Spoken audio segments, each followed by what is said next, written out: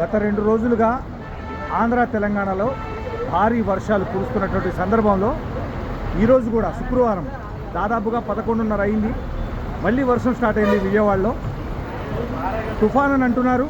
వాతావరణ హెచ్చరికల నేపథ్యంలో విజయవాడలో ఇప్పుడే శుక్రవారం 11:30 ప్రాంతంలో భారీ వర్షం స్టార్ట్ అయిపోయింది. ఆంధ్ర మరియు తెలంగాణ 2 రాష్ట్రాల్లో ఎక్కడెక్కడ ఎంత వర్షం నమోదైంది, ఎవరెవరు ఇబ్బంది పడ్డారు, మీ యొక్క ప్రాంతం పేరు, మీకు జరిగినటువంటి వర్షం వల్ల నష్టం కామెంట్ చేయండి.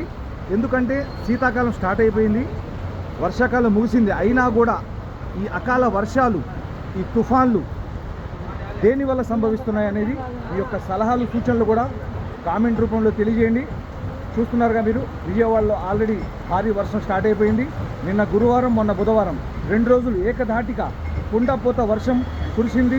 ఆంధ్ర మరియు తెలంగాణ 2 రాష్ట్రాల్లో భారీ వర్షాలకి పంట నష్టం మరియు ఇతర నష్టాలు కూడా మనం న్యూస్లో చూసాం. మీకు ఏం నష్టం జరిగింది అనేది మీరు కామెంట్ రూపంలో తెలియజేయండి. మీ యొక్క అడ్రస్, మీ యొక్క జరిగినటువంటి నష్టం వివరాలు పూర్తిగా కామెంట్ రూపంలో తెలియజేయండి.